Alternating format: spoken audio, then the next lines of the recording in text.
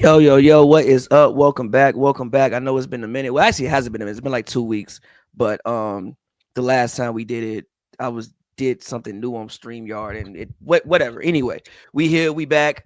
Hoops and Brews. Shout out all of y'all. We got in full swing of the NBA season. We got the NBA tournament. I just actually just thought about it, but we got the NBA tournament next week. I actually might go to Vegas for the NBA tournament, low key. Oh, Um, haven't you been before? Haven't you been before? You've been I before, haven't haven't. you? I haven't. I No. haven't. I haven't. I Oh, haven't. okay. No. I've been to Vegas for summer league. But I've never been for because the tournament's going on 2 years right now, right? 2 years. This is the third year, I believe. The Yeah, Lakers won the first. saying, Lakers won the yeah. first The year. first, Who won who that? won And last then year? someone was it Milwaukee? I think I they don't. won, I feel like that. I think so because they or said was how it? dark. Or didn't Indiana play somebody or some shit? Didn't Indiana play somebody in the? Or was it the Lakers again last year? No, no, I last don't year. know. No, we ain't I don't know. 2024. I'm gonna look it up. I legit forgot. That's crazy. Yeah, for real. Like that's how you know that shit. Legit, I genuinely, I remember the first one because it was like I legit forgot Yeah, last. yeah, yeah. The Lakers. Yeah, I think it was the Bucks. Bucks won. Cause Yeah, I yeah, remember the Bucks. I got it right. Bucks Yeah, won. yeah, yeah. Okay, The word, second word. edition, yeah, Lakers won first year and the Bucks won. I know because they said Darvingham got like a crazy record in the in-season tournament overall. Yeah. But speaking of the Bucks, I mean, let's start with it, man. Giannis, brother. There's been, I guess, rumblings that Giannis wants to be traded. I can understand why. I think currently the Bucks sit at 10-15. Giannis just got hurt. He was hurt with it. He had a groin injury, came back, strained his calf. So apparently Giannis wants to get traded. First of all, what do you think about Giannis's trade request? I personally feel like we could have done this in the offseason if you really wanted to be traded. We could have done this in the offseason, but we didn't have to go into the season. We didn't have to go into the season doing this. We could have just done this in the off season. In my personal opinion. So, I mean, what do you think about it? I mean, it seems like it's kind of overdue, but it seems like it's kind of like something that he wants to do, but he's not ready, fully ready to commit to He's it. scared Like, to do it. yeah, he's scared. He's just not really like fully, to take on the criticism, move his family, just all the things that come with being faded out. Well. His family lives in Greece. They don't actually live in Milwaukee. That's so His weird. family lives in Greece. I Isn't guess the same?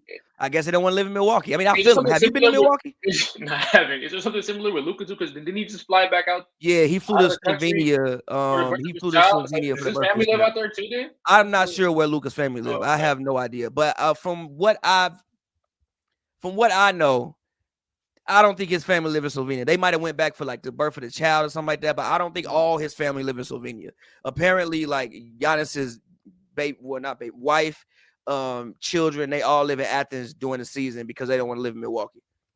But yeah, basically, just what I was saying was this is why he really wants to commit. A lot of what he built his backbone on, his first like as emerging as a superstar, he had a lot of quotes saying, "I don't want to do a super team thing. Like I'm one of those guys." Like he just kind of built himself on a loyalty thing. But then he realized, sometimes you don't. That's not always probably best for you. The team obviously has lost a lot of players over the last couple of years. Lost Drew Holiday, traded him away. Damian Lillard is now gone. They don't have Mouth Turner anymore. They lost a lot of pieces. That Chris Middleton is gone. A lot of those guys that he was competing in at the top of the conference, they're all gone now. And Milwaukee is a small market city. It's not too much going on there. And I think sometimes when stuff starts to add up, it becomes pretty like obvious at that point. I also think that it was somewhat still surprising to me because I thought he would stand on his principles, and I thought that this roster kind of I thought they kind of dedicate like I think it's built well. The personnel is built well for him to succeed and kind of lead. It's kind of like a Giannis. I know you need probably a little more talent, but it's a lot of guys who shoot the ball, shoot threes at a high level. Guys who can defend, guys who face the floor for him, guys who kind of just get the hell out of Giannis' way and let him just lead them to victory. A lot of problem with Dame was Dame would try to their play style didn't really work because Giannis wanted to bring the ball up. Giannis wanted to be more of an initiator. He wanted to pretty much do that stuff with Dame there, kind of mess him up a little bit. So I thought this would be like a time for him to get his city back, take him under the wing and pull some major run. But that's obviously it's looking like that's not where his heart is. Obviously, we had the big rumors over the summer that the Knicks were a front runner for him, but they didn't want to trade certain pieces for him, so that stopped. But I'm interested to see where he lands. It's at this point it's due. I'm just waiting for he just has to fully commit to it instead of just tiptoeing around it and just pushing it out before it ends up being too late. Yeah, no, I feel everything you're saying. Yes, I do think that they built the team, quote unquote, for Giannis, but same time, like Giannis has to play incredible every night for them to have a chance at winning most games against actual good basketball teams. Um, and as far as like where he can go, the other problem with trading a guy like Giannis is it ain't really that many options of places you can go for real.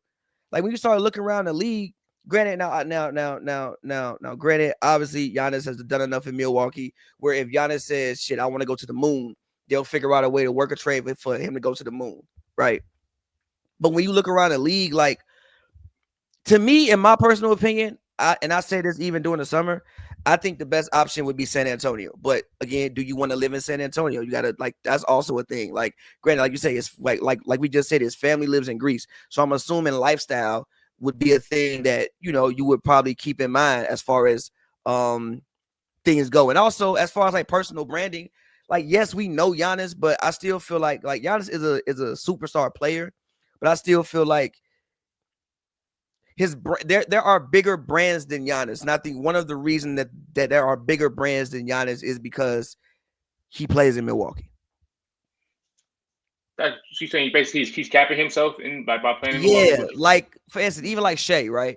I think Shea is a huge brand, but can you imagine the Shea brand in New York or the Shea brand in like a bigger market? Like you're still in the city that you're in most of the time. So, but having said all of that, I think for basketball purposes, I want to see him in San Antonio, and the reason I want to see him in San Antonio is because we all assume, you know what I'm saying, that people just assume Wemby has 15 years. I don't know if Wemby has 15 years to play in the league. I don't know about that. Like when you look at all of like these big guys, right? Like let's just go through the history of like big, humongous, tall guys. Yeah, it ain't that The great. only one who lasted a long time is Kareem Abdul-Jabbar. Literally the only one. Bill Walton ain't last that long. You look at what's happening to How many years did Shaq play? Didn't Shaq play for a long time? Shaq, yeah. Shaq too. Shaq, Kareem Abdul-Jabbar. You start going past that, look at Yao Ming, right? Look at Ralph Sampson. Manute Bol. Well, actually, okay, the Manute Bol lasted, but there's a theory about Manute Bol that he was like fucking 50 years old when he was in the NBA. There's a theory about that, but whatever. Like Bill Walton. Yeah, again, yeah, Bill Walton, all these guys, they don't last that long. And you look at Wemby's history, every year he hurt. Every year he hurt. He give you about a good 3 weeks, and then he going to street clothes. Hey, real quick, do you regret picking him first? You should just take Jokic. You should just take. I should have. Yeah. You should have just. You should have just stepped to the base pull up jumper. You tried to step out. I should have took Jokic, bro. There are a few things I regret about my fantasy team that I clearly did not pick right, but whatever. But no, so that's to me, that's the play. Like if I'm the Spurs, I'm thinking win now, bro. I think that our timeline is now. Like, why not? You have and you have the pieces, right? You can put up, I don't know, some of the young guys you got, they got some picks. You may have to part ways with like a Stephon Castle, which you may not want to do that, but you're getting Giannis back. So for me, if I'm them, I think the time is, to me, that would be the best place that I would want to see Giannis. I don't really like New York because I think you've run into the same situation that you ran into with Dame, right? Yeah, like, I think unless it's Fort Brunson, they're not trading Brunson. They're not trading Brunson. He took a fake out to stay there. The city's like, they love him. Yeah. But yeah, but I feel like hypothetically a Towns and Giannis run for would be damn near perfect. That'd be pretty perfect. Yeah, but but if I'm trading you that, I'm assuming that I'm getting back. Like, you think you could do that without trading Towns? I'm saying, but like, if Brunson is involved. No, I don't think you would involve Brunson. I think the deal would probably, if you don't want to give up Towns, you got to trade the wings, Mikal, and you got to trade OG. Go. No. We need both of them. Okay, with Brunson? No. But both of them, some bullshit, and then every single pick that you can muster. Shit, I guess. So I mean, again, like I said, I don't really know where you can go, but to me, in my personal opinion, I think the best move for both parties is San Antonio, and I think that San Antonio should be in win now mode, and they should be picking up the phone and do everything to get that brother in there. Because if you get Giannis in there, you give yourself a really good 2 to 3 year window. And also with Giannis, let's be realistic. Giannis starting to get hurt a lot, and it's a lot of muscle injuries, lower body. Like He has been banged up. Giannis ain't young no more. I think Giannis 30 years old yet? I think Giannis is 30 years old now. And like with his play style, I don't know. Like the other night, even when he got hurt, Giannis is 31 years old now. The other night when he got hurt, didn't he say it's torn when he was on the ground? Is that what you read his lips saying? I saw that on the internet. I don't know if he really said that, but I saw what not on the internet, on my group chat. Somebody said that he said it's torn on the ground because he just sat down and like he was frustrated, and then I guess he realized, okay, it's not that bad. But the point is, there's been a lot of calf strains. Remember the Pacers series? What was it? Last year? Yeah. Mm-hmm. Or was it the year before? No, I think that might have been the year before that. Yeah. The year before. That was a calf strain. It's a lot of calf strains and lower body injuries with Giannis. So at this point in time, I feel him if he wants to move on. I like completely get it, but you got to put yourself in the best situation to win in the next 2 or 3 years because you know what I'm saying. You don't know how long both of y'all got. Well, you have, but that's why I stand with it. I can agree. I'm not mad at the San Antonio mesh for sure. But moving on, what the fuck is going on with the Los Angeles Clippers, man? Obviously, Chris Paul got sent away. He got sent home. He got dismissed from the team. Probably an unceremonious ending to his illustrious career. The best Clipper ever, probably. Well, yeah, not probably the best Clipper ever. Yeah, the best Clipper ever for sure. Mm-hmm. Best Clipper ever. It's between him and Blake, and I'll probably go with CP over Blake as far as like best Clipper. I don't know I don't know if I would actually. I don't know. But either way, it's between him and Blake.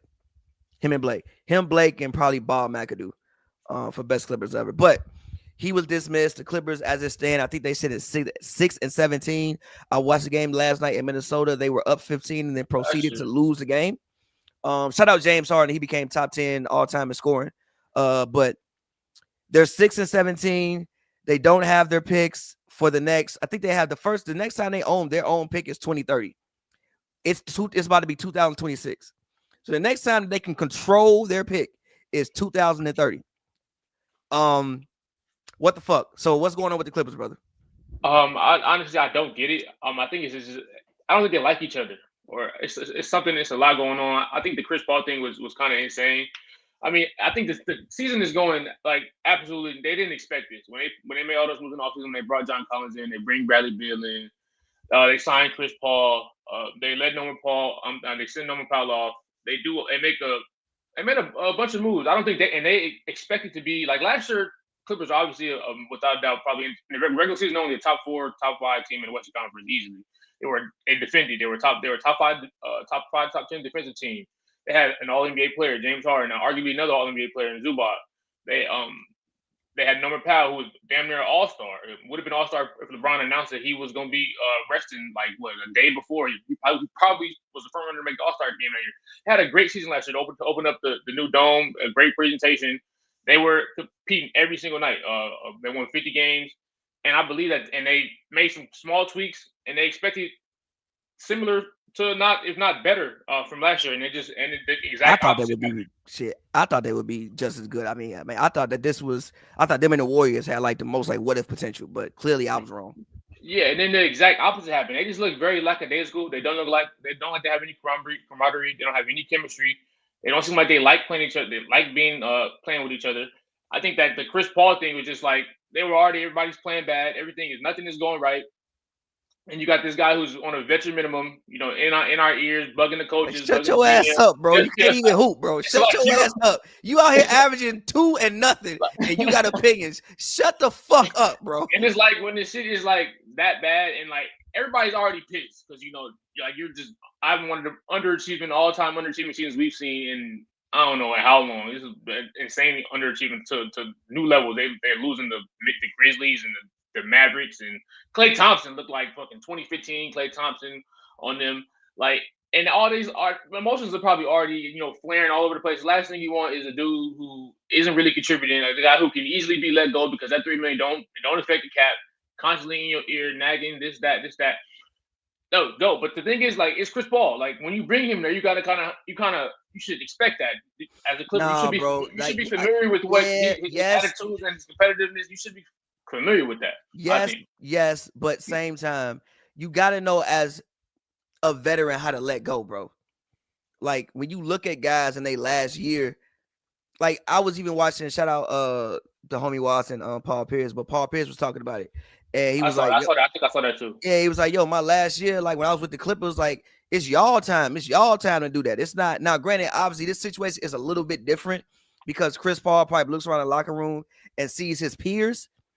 Like you talking about James Harden, you talking about Kawhi, you talking about guys in his kind of sort of age group. So it may be a little bit. It's not like you came like when KG went to Minnesota and you went to a super young team and like you just had to be big bro. He probably don't consider himself big bro. He still probably consider himself like, yo, these is like my peers. Like I know y'all. Like Harden, we just played together a few years ago. Like what the Brook Lopez, you got drafted in 2010. No, actually no, you got drafted in 08. You know what I'm saying? It's like these are all like my peers and my contemporaries. So maybe he doesn't look at it like that, but when you're not contributing and you there for your farewell tour and everybody knows it's your last year, bro, just chill. You out here trying to change defensive coverages, bro, just chill. I mean, I feel like he should be allowed to make a suggestion. I mean, especially if your ass is getting like cooked up the way they've been getting cooked up. I mean, it's no point in him just sitting there, especially that competitiveness that he has and the IQ he's known for having. But you're not competing. You averaging 2. You trying to help. Like, I mean, it's one way I can't contribute to this. I can't contribute on the court. Obviously, I can't contribute physically, but I can contribute mentally and X's and O's. I'm gonna do that. A guy like Chris Paul, his personality is not just let me just sit back here and shut up and collect my check. Like I just not his personality. And I think the Clippers, you have to know that bringing him in there, even though you don't obviously they don't expect him to go win 6 games. They probably expected more to be 17 before it to be 16-17. But you just gotta if anything that's just I mean it seemed like Jeff Van Gundy a little bit sensitive. Like I mean I don't see what's wrong with him making a suggestion. I mean it seems like it ain't that. Like, I mean. Like it wasn't the way they framed it wasn't a suggestion. Like they called a play in the huddle, like they called a play in the huddle, and he walked on the court and changed the play. He walked on the court. I mean, he wasn't even playing though, was he? Wasn't in the Mavericks game? Though, right? Game.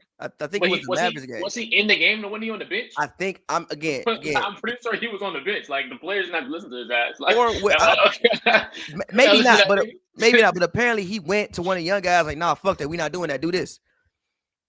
And it's like, bro, what now? Granted, if you averaging 18 and 10 still, you could do what the fuck you want to do. You can change every play. But all of that is just a microcosm of what's going on with the Clippers this year, right? Like obviously, you bring Bradley Beal in, right? Granted, you was right. Norman Powell is a better player than Bradley Beal, but Bradley Beal also came in and died immediately. Like he didn't even last 4 games, bro. The thing about Bradley Beal, how bad he looked. Did he not look? Was there not signs in training camp or something? Like it's no way they just like he just magically just was looking that bad. Like they didn't like kind of expect this. Like Jesus Christ. I mean, getting paid from 2 NBA teams to sit on the bench. I mean, I think, by the way, all-time finesser. I think he was all-time finesser. Sure, I think he was averaging 8 points before he got hurt anyway. So he comes in, he gets hurt. You bring in Chris Paul, you realize, oh shit, he's overly cooked. You bring in Brook Lopez thinking he has something left. He doesn't have anything left. Derrick Jones, he gets hurt. Kawhi Leonard gets an ankle sprain and somehow out for 8-9 games. Man, look. Then Kawhi gets an ankle sprain. Somehow it becomes a foot sprain, and he misses 10 games. He comes back. He's still on a 28-minute restriction. So, like, even though you losing, you got to watch his minutes because you can't even like last night. He didn't even play the whole 4. If he checked out, and at like the 10-minute mark, they put Kobe Sanders in, who ain't even like a top draft pick. He ain't like I don't even know if he even got drafted. They're running him and Kobe Brown. Yeah, like Kobe Brown was a first-round pick. Did Kobe Sanders even get drafted? I'm not sure, but he contributes when he's out there though. Like he does, but I'm just saying, like, this is what we leaning on. This is not what we meant to lean on.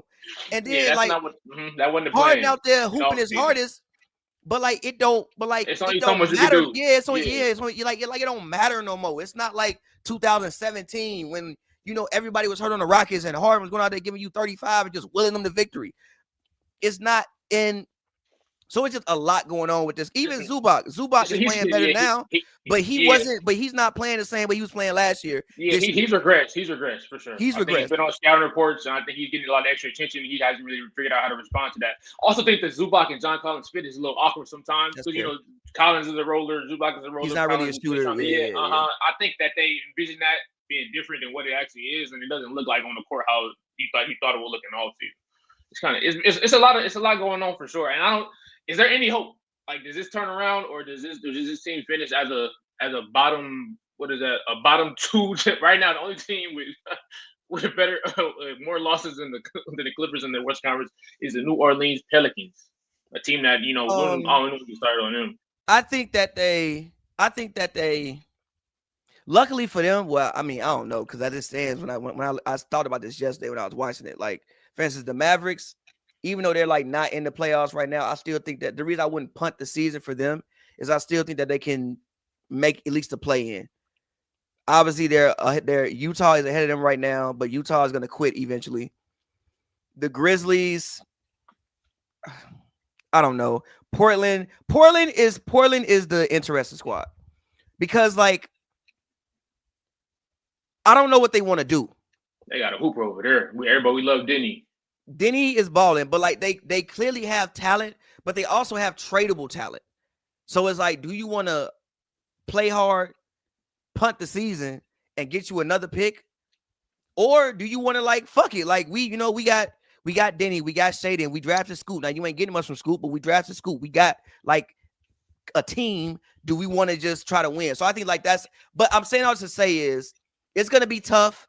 But I think if they can put some wins together, you can get Kawhi on the court consistently, get his minutes restriction off. What could spark maybe a coaching change? Like if they just keep doing what they're doing, like they just gonna. We gotta win the fucking games, bro. Like, bro, I don't know. They have to. They gotta. You want to keep Lou or something? I feel like there's a drastic move need to be made, like a coaching firing, or I heard about the extend Lawrence Frank. Okay, that's criminal activity. Lawrence Frank must have blackmail on Steve Ballmer. That's criminal activity. There's no reason for Lawrence Frank to get a contract extension mid-season. I mean, during this. There's no reason. No. They don't done it in the offseason. Okay, fine, whatever. But there's no reason for you to see the shit that he done and then how it hasn't worked, and for you to get this man but again, the whole thing was just bad. Like, even from the offseason, you had an allegation that Pablo Torre brought up. Yeah, you ran into the season. You came into the season off bad energy. You came to the season off like bad energy, and I guess like this is kind of just a product of what you get, man. Like, I don't know how it turns around for the sake of the league and for the sake of them. I hope it does turn around because can you imagine if the Thunder get a top 5 pick in this year's draft because of the Clippers? The Clippers. That shit would be crazy. They're gonna trade Jalen Williams. They're gonna trade Jalen Williams, get more picks, and replace him with AJ. I don't even think you got to trade Jalen Williams, bro. Like, actually, let's get into it, man. The Thunder, historic season for the Thunder. Do you think that they can? Now, granted, I don't know if they're gonna win. I don't know if they're gonna win 74 games. But they're gonna win a lot of fucking games this season. I think they are gonna win 74 games. I was talking to the homie about this, and he said he doesn't think they should do it because it's like a lot, but like this team don't have to do a lot to win those games. They not really it don't seem like they trying that hard. So they just beating the shit out of people. They didn't have Jalen Williams. Shea has played what 4 quarters. He averaging 33. Yeah. I think he's getting bro. I think he's averaging a point a minute. Like the Thunder are playing a different brand, they're a different sport than everybody else every single night. Literally, they harass you on defense from 94 feet. They can switch everything. They communicate. They play make. It's beautiful to watch as a fan.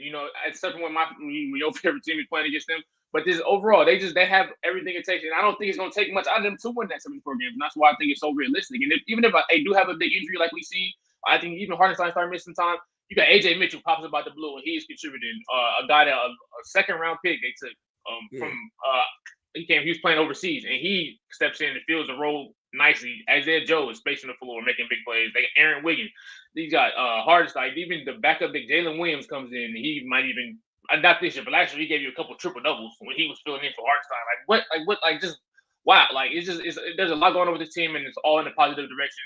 And I think they can cruise to 73, 74 plus wins without even like really, overdoing it. Like Draymond talked about how the Warriors, when he said that he got a concussion though in the last like five couple games, and he played through it because he wanted to get it so bad. He get a concussion. Yeah, I was saying he was good, but he said he got a concussion. He literally played through it to get that. I mean, it's like, for example, I don't, but like if Chet gets, he could just say, okay, I'm not gonna play, and they still gonna like just run. Somebody's gonna fill in. They just gonna look at the depth chart. Oh, okay, you can bump you up 10 minutes tonight. You'll contribute just as good, or you'll fill that role exactly what we need you to do, and you can still win those games and still get that 74. So that's why I think it's very doable. I think they will do it. They'll cruise to that 73, 74 plus wins unless something crazy happens. But yeah, I think the evidence is there.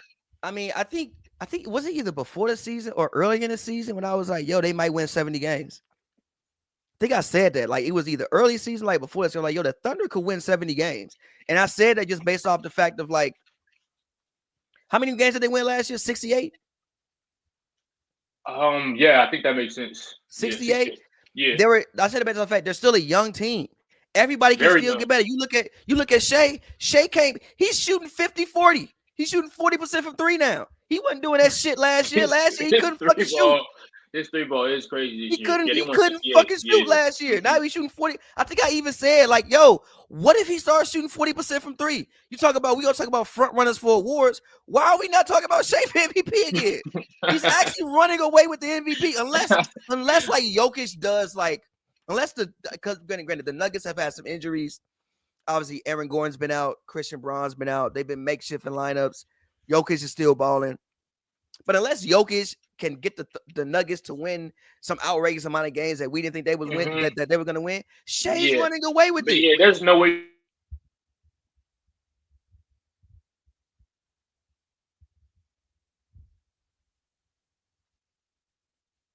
Did he freeze? Well, yeah. Shea's literally, yeah. I'm good now. All right. Yeah. But yeah, it's no way you can look at that body of work at the end of the season if it's like it seems on this trajectory and say, no, you're not getting the MVP. And it's like they're doing this with the target on their back. Like, when they open up the season playing 3 back-to-back overtime games and they won all 3 of them. They doing this with their team being circled on the list every single time. Now, Max Kellerman did make a comment. He said that he talks to Rich Paul. He said that teams going in Oklahoma, they don't come into the. Yeah, I saw they said that they don't like the way they come into the games. They come into games a little bit different because it's Oklahoma City. It's a sleepy town. There's no energy surrounding the city as far as like you come to LA, it's a big game. You go to New York, you step in the Garden, it's a big game. I don't want to hear that shit though. They're still beating the hell out of pretty much everybody that they're playing. Joe, I have no idea what's going on. Hopefully we get you back. Yeah, hopefully we get you back. But yeah, the Thunder currently as it stands are just beating the hell out of teams. Historic year. And yeah, I think they're head and shoulders clearly right now above everybody else. 22, 23-1. I don't expect it to stop. I don't know about them winning 74 basketball games. I think 74 games is a lot of games to win, but I definitely do think 69, 70 games is totally on the table for them this season. So, and if they do that, there's no way, even if they don't do that, when you look at the way Shea's playing, there's no way you can exclude him from the MVP conversation.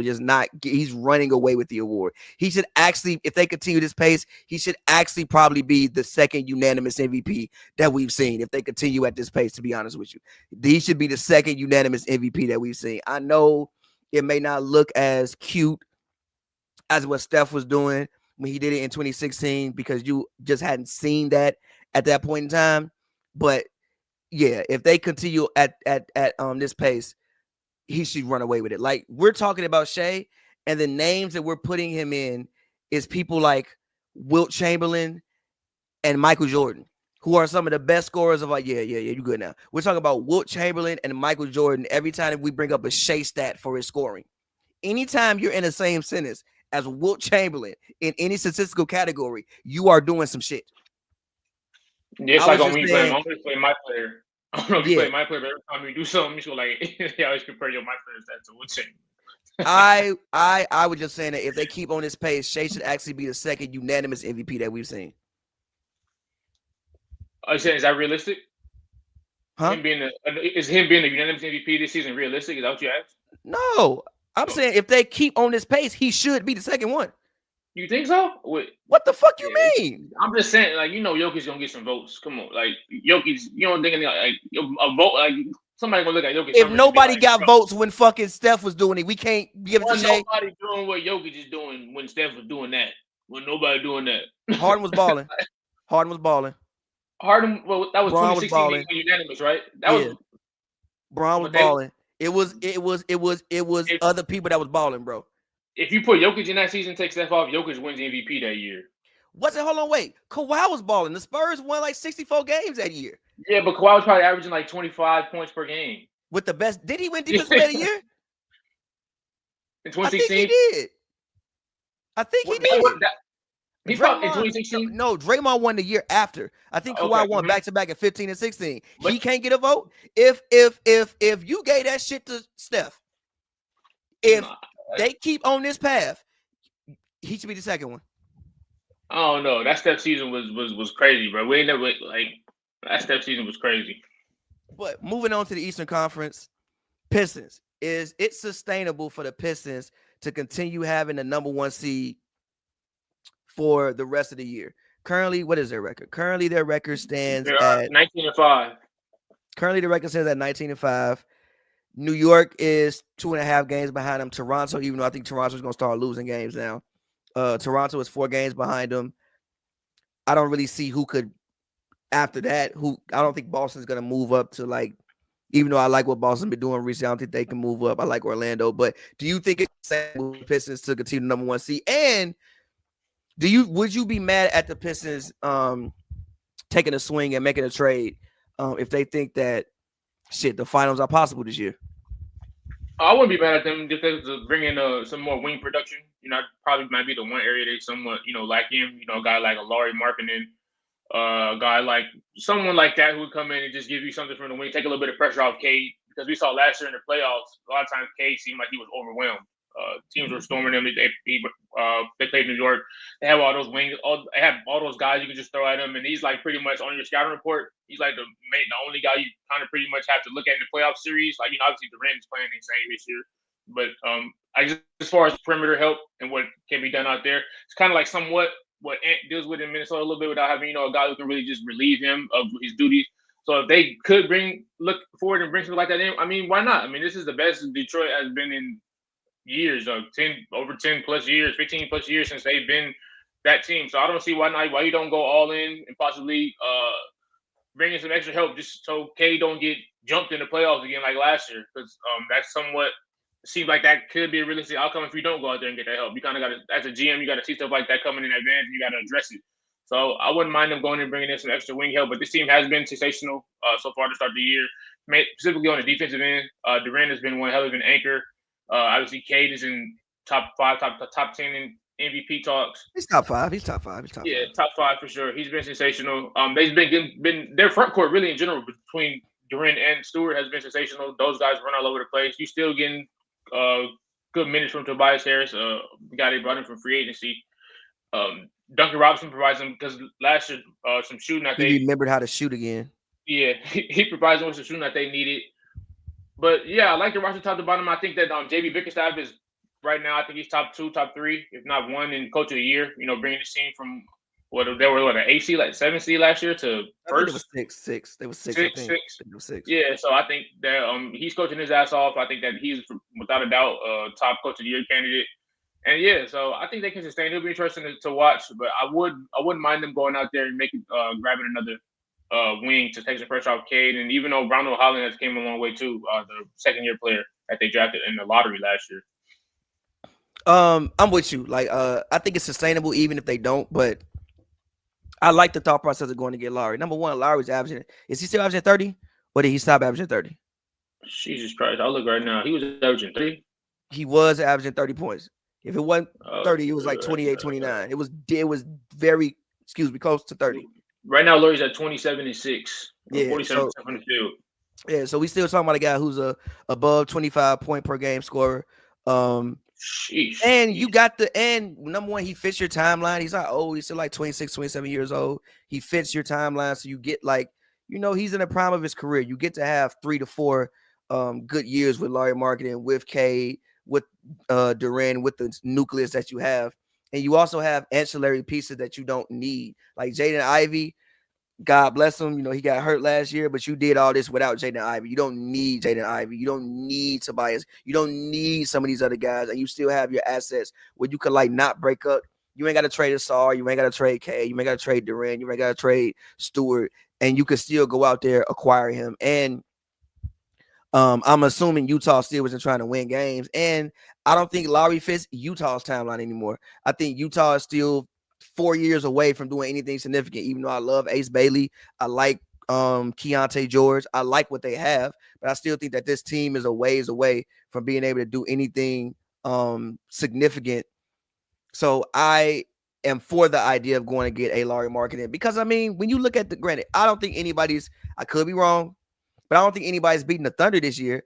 But you try and tell me if I'm the Pistons, like if I look at, I said this in the offseason, if I'm in the Eastern Conference and I look at what Indiana did last year, the team that should be thinking, why not me, is the Pistons. Why not me? Look at the East. Giannis, we don't know what's going on with Giannis. The Bucks kind of out the way anyway. Tatum is still on the sidelines in street clothes, even though I do think if he's actually healthy, I think he will not foolishly, but I do think he'll probably come back and play at some point in time this season, just like Paul George did after he broke his leg, maybe like late March or maybe early April or something like that. If he's actually doctor cleared to play, I think he'll probably try to come back and play. But I still don't think realistically coming out for Achilles, you're going to make a title run. I look at the Knicks and like, I think everybody thought the Knicks would probably be the number 1 seed, and they still might end up being the number 1 seed, but I don't think the Knicks have came out and played the way that people probably expected the Knicks to come out and play. I think that people expected a little bit more from the Knicks, and I don't think that we've gotten that so far this season. So when I look at it, if I'm the Pistons, fuck it, why not? I think we got a top 10 player in Cade. Would you say that he's been a top 10 player this season? Yeah, I agree. I think we got a top 10 player in Cade. I think you arguably got, as far as this season performance, a top 25 player in Jalen Duren. Fuck it, why not go for it? For sure. Yeah, this team, they went on a 10-game win streak earlier in the season. They look good. They got the city of Detroit rocking. And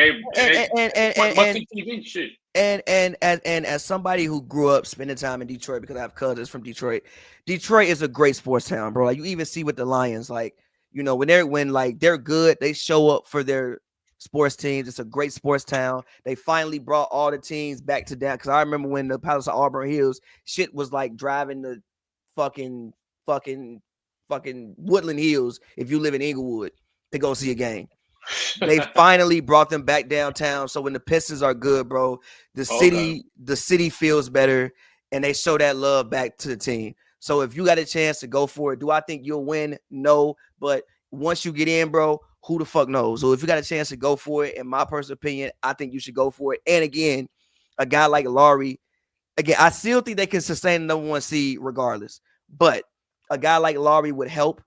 And I think he also fits your timeline because I think you're on a win now schedule. Like even next year, right? Like let's say Giannis goes.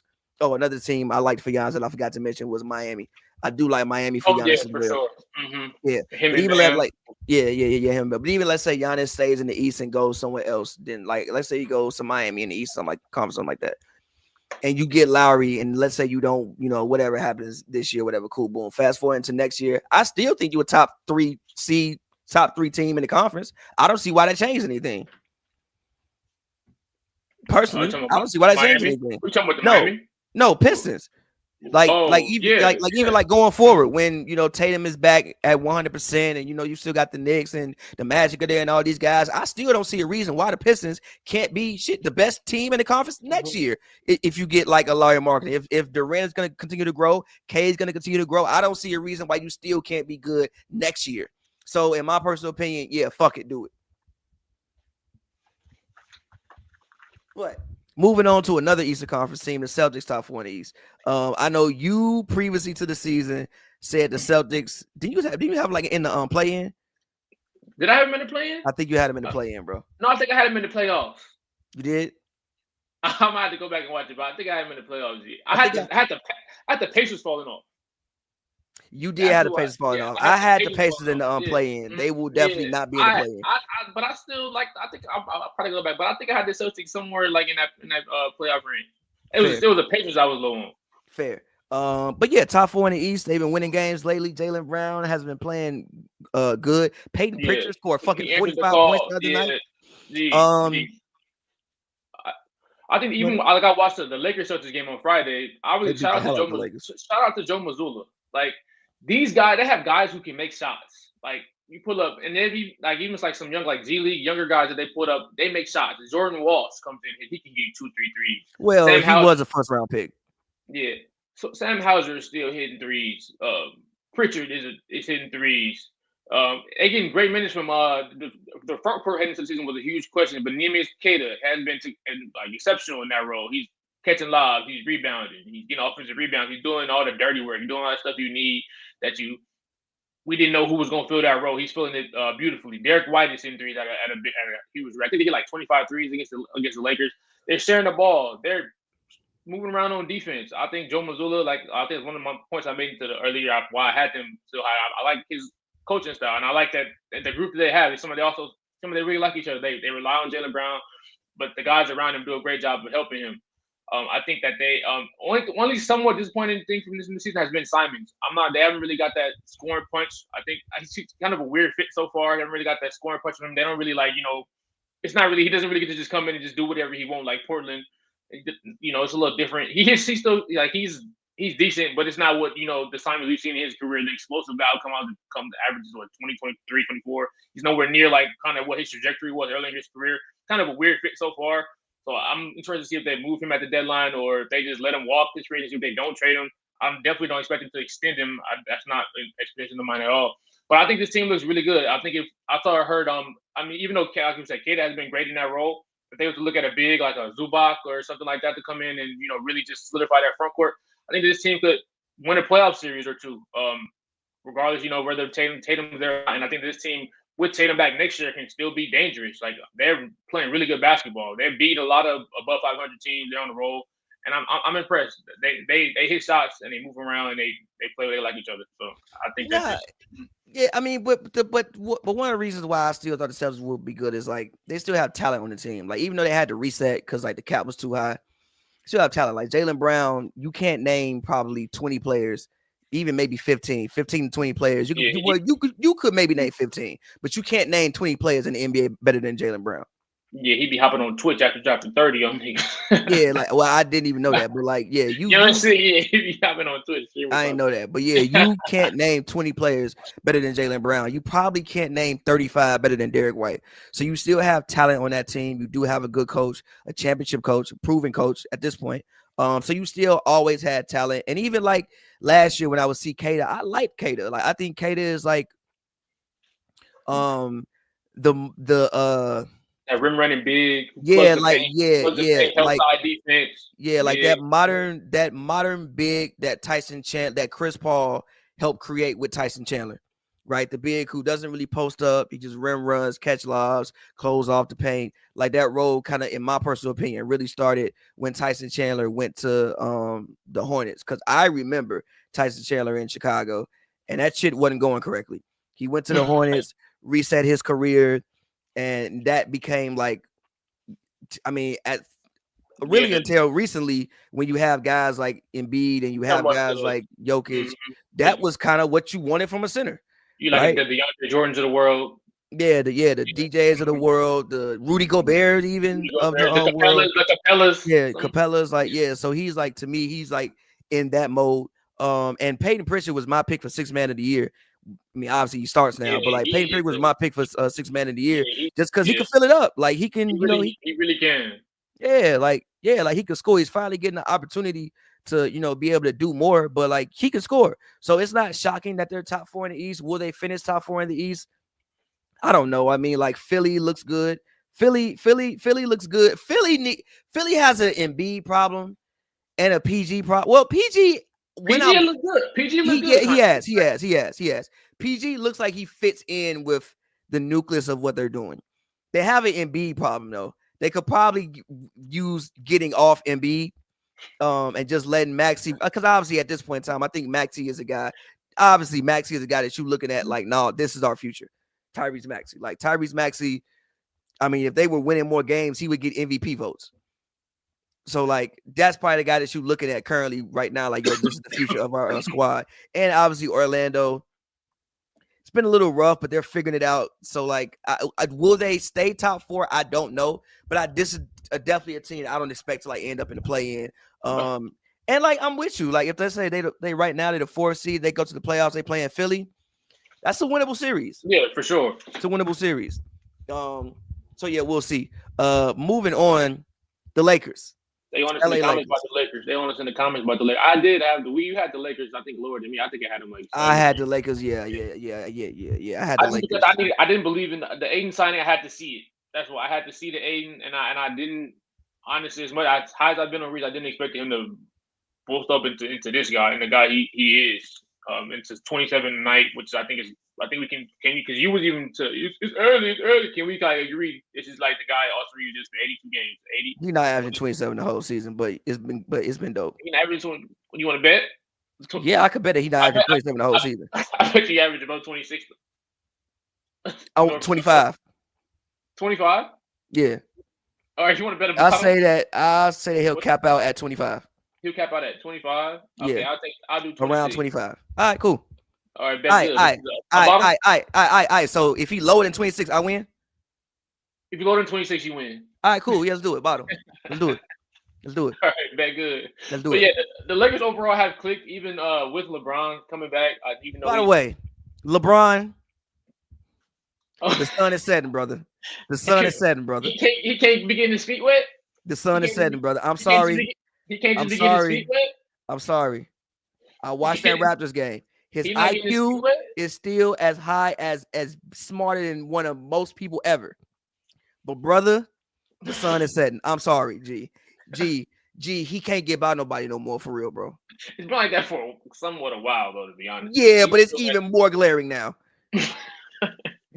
When he didn't score 10 points, it wasn't because he wasn't trying. Yeah, he couldn't fucking do it. He couldn't fucking do it, bro. He shot like 3 for 15 that game or something. He shot 4 for 17. He couldn't fucking do it, bro. Now, granted, he made the game-winning play. IQ was as high as ever. He's always going to have an impact on the game, for sure, because he's smarter than most people who have ever touched the basketball. But I'm sorry, it's getting close. We are in the end game now. We're in the end game now. It's not going to be too much longer, brother, but continue.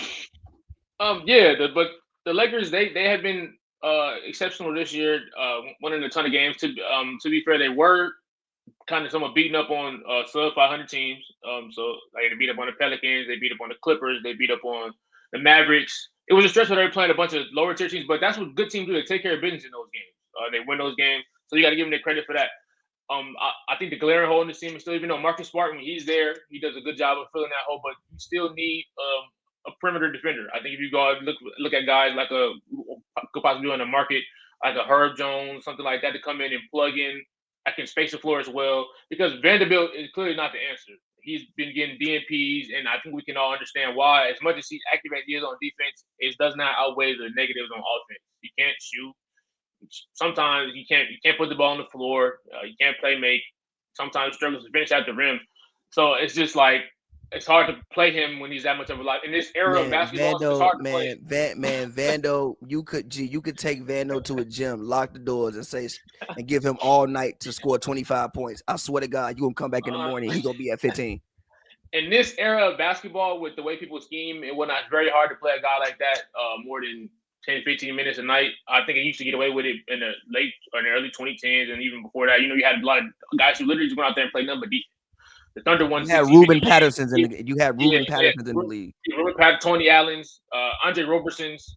Those guys were like legit. They played 30 minutes a night. You wouldn't be hurt by it. But nowadays, with the way teams scheme and the way offense is so necessary in today's basketball, you can't really get away with playing guys like that. But I think they need to address that. Even though Marcus Smart, like I said, Marcus Smart, like we said in the preseason, he hasn't really been playing. This is not like some shocker that Marcus Smart has been dealing with injuries. He's averaging like 15 games played over the last 3 seasons before this season. He hasn't really been on the court, so that shouldn't be a shocker. So you got to go ahead and address. If you can address that and bring in another wing defender who can also provide you a little something on offense, I think that this team can make a conference finals run for sure. Depending on matchups, conference finals, semifinals, obviously like extra emphasis on. Depending on matchups, they can make that run. I think that obviously Aiden has been really good this year. I think he's besides some nights like where he just kind of seems like he's out of it. That's still there. Like I think the Celtics night he wasn't that. I mean, like I think he got outplayed by Kada. A lot of 50-50 balls went in Kada's direction. Plays that he could have got. Besides those nights where someone isn't there, I think he's been really good this year. Obviously, Luka's been All NBA MVP talks. Reeves is, I think, also another thing. Reeves is looking like second team All NBA this year. And even though that'll give him that'll have to boost what the Lakers have to pay him, but I think he's earning that right. He's going to be a lock for an All Star. Who else? I think even those spot minutes we give him. Hey, I think Hayes has taken steps this year. He has. Jackson Hayes has felt that when Aiden was out, and even when we just give him those minutes when Aiden's on the bench, he comes in, he catches lives, he's in the right place. He's doing what he's supposed to do for a backup big.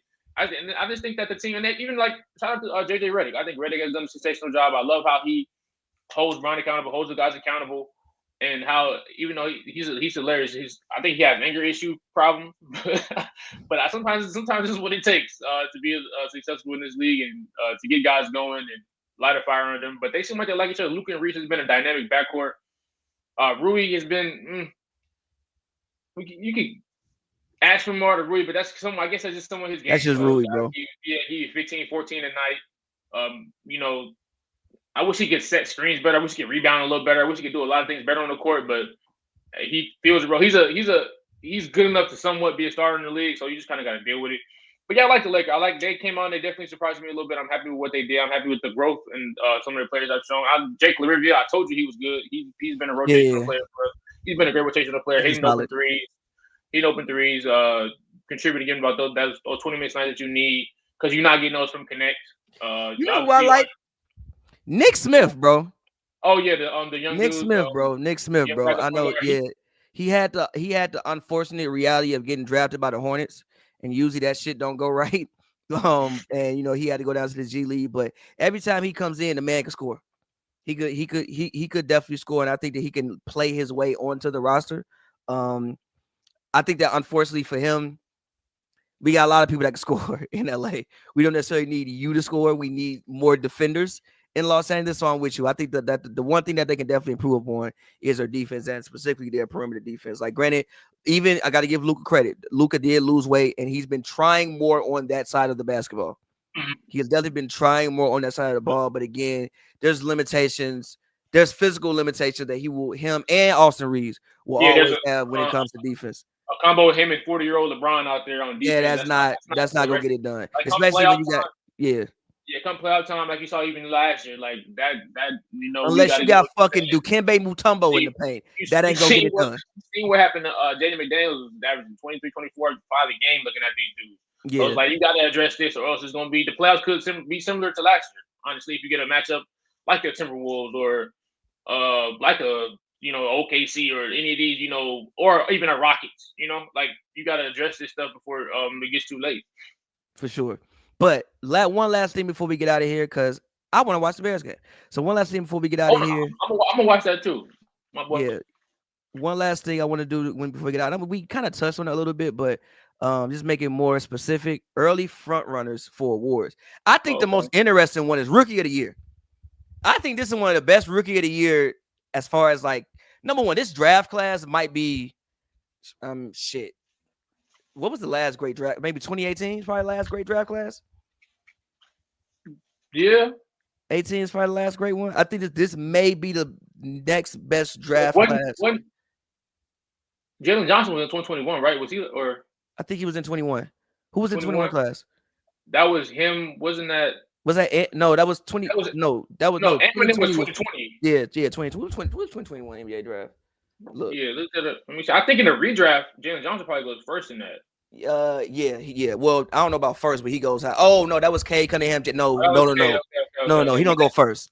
That's another good year then too, right? If it's all he don't go first. Yeah, it was this class was Cade, Jalen, Evans, Scotty, Giddy. This is a really good class. Kaminga, Franz Wagner, Trey Murphy. Yeah. Davion is in here. Yeah, if you redo it, Shangoon is in here. Yeah, if you Oh redo this yeah. This class, is a hell of a I class. don't know about him going. He ain't going number one, but he He's definitely not going going top one. 10. Yeah, he's going probably second He or not going third. second. He I'm not not going trying to go second over recency Evan bias, but Mobley. you see what the brother doing? Yeah, yes, Oh, yes. Evan Mobley looking like some raw chicken. He need to be cooked. He not He going like over. he look. He not going over You're fucking not Evan taking. Mobley. But You're not taking Jalen Johnson over Evan Mobley. Are you no, crazy? no, but no, Jalen Johnson had tripled over at half. Yes, I did. No, but I will say this about Evan Mobley. Evan Mobley, I can't say he's becoming a disappointment because he's still a very, very good player. But for his ceiling, I think when you think about Evan Mobley, you thought he just don't have that dog in him for real. We give that grace to young players. Get young players. You're supposed to be our number one. You playing like a bum. You gotta do your job. People gonna stop being patient with you. That shit is fucking hilarious, bro. Nah, that shit is fucking hilarious. And the fact they put the Future solo on the background of it makes it fucking funnier. That shit is hilarious, bro. Hilarious. But rookie of the year, bro. Like, for you, who's been the rookie of the year? I think it's at least a three-way race. And I think that's fair to say that. And the three-way race would be between obviously Cooper Flag, VJ, and Con Knipple. Con Knipple has been fucking balling. I'm not going VJ. He kind of hit a wall. You know, I'm going over VJ. Yeah, that's fair. I think you got to go Cedric Howard. Cedric Howard has been, yeah.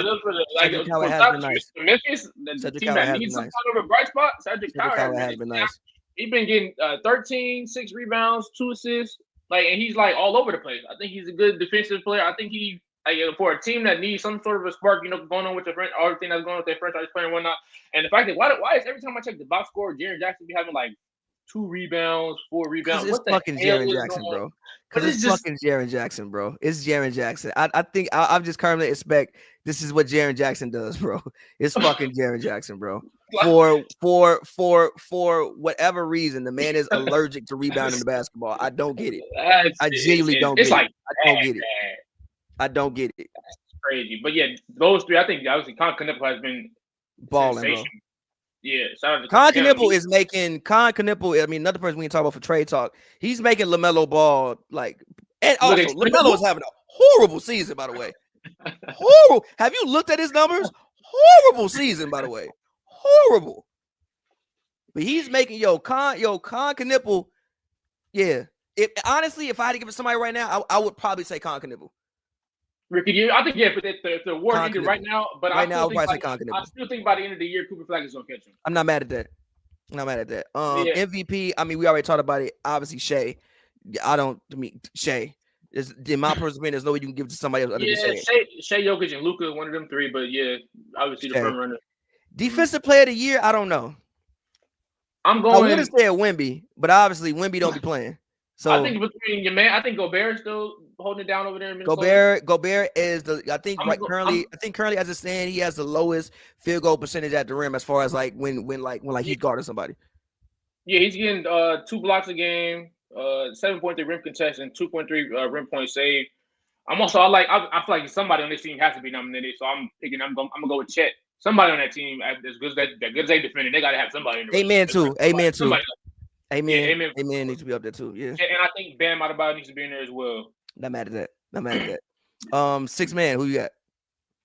6 man, I got Jaime Jaquez or Reed Shepherd. Jaime Jaquez, have you seen his numbers this year? He's been hooping this year. He's getting 15 and 6 off the bench. I don't think Reed gonna stay on the bench the whole year, bro. If he don't mean he's gonna stay on the bench the whole year, bro. He has been hooping. Have you seen Reed Shepherd recently?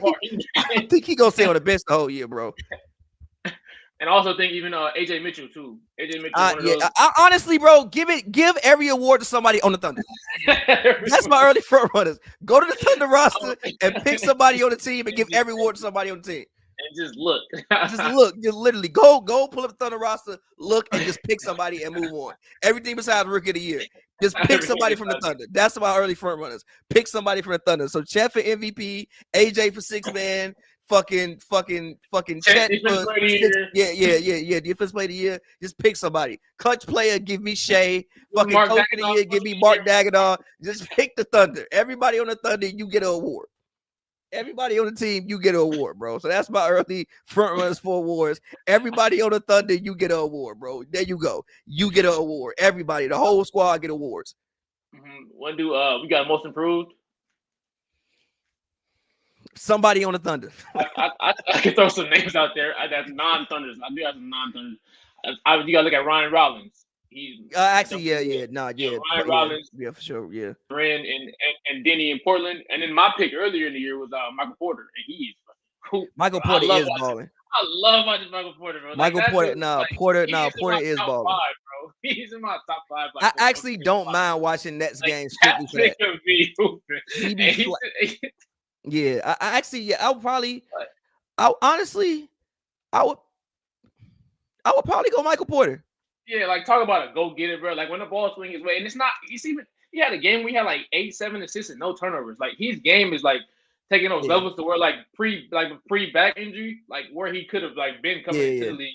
If he didn't have to, and then also dealing with being the third fiddle of Murray and Jokic. But he has been sensational, and he's really fun to watch, and he has a beautiful jumper. Obviously, he just shoots over people. He's showing you why. He's showing you the generational talent that people thought that he had coming into the league, right? Like I think that as you said, I think we all kind of forgot, obviously, because he was playing with Jokic, he was playing with Murray, and you kind of got to play your role on that squad. But he's showing like, yo, if you give me the ball, I can really rock out, and I can do more than just shoot the basketball. Yeah, like I can actually play the game of basketball. So yeah, you're actually right. For me, Michael Porter will probably be. Denny's been balling too. Yeah, Denny obviously has been having an incredible year. And you can't ignore Jalen Duren, obviously. He made fact. You can't ignore Jalen Duren, but for somebody I think it's an interesting award. Yeah, but for somebody who I think also even like Josh Giddey, like I think he's kind of gotten lost in the sauce because the Bulls fell off, but like Josh Giddey's still been balling. But like for somebody who has evolved their entire game the most so far early in the season, it's probably Michael Porter Jr. I'm not gonna lie to you. For sure, yeah. I heard him say it in the summer in the podcast, but it's nice to actually see it like come to into fruition. Like it was cool because he said that in the podcast, like how much better he'd be, just as number one option is. And we see for sure. But appreciate all y'all for tuning in, man. I hope wherever in the world you are, thank you for showing support as you always have through the years. We'll be back next week. Yeah, man. Joe, tell the people where they can find you at. Yep. Give me on Twitter at the Joe JSS. And give me on Graham Joe R. Wilson. I'm with Pavy. I'm about to go throw these Bears on and see what it's a big game, big division game. It's a big division game. As always, man, y'all can find me at pavyworld, pavyworld, all one word. Also, I'm gonna tell y'all first, I'm dropping a Christmas EP. I'm dropping a Christmas EP. I'm gonna upload it either today or tomorrow, and I don't know when it's coming out, but obviously before Christmas, I'll make sure it come out as soon as possible because I want to get those songs out. So, if you haven't heard the latest records I dropped, Ain't Much Out Here to Love and Let's Lay Out in Seaches, go check those out. And man, until next time, it's been HoopsNBrews. We'll holler. Appreciate you, gang.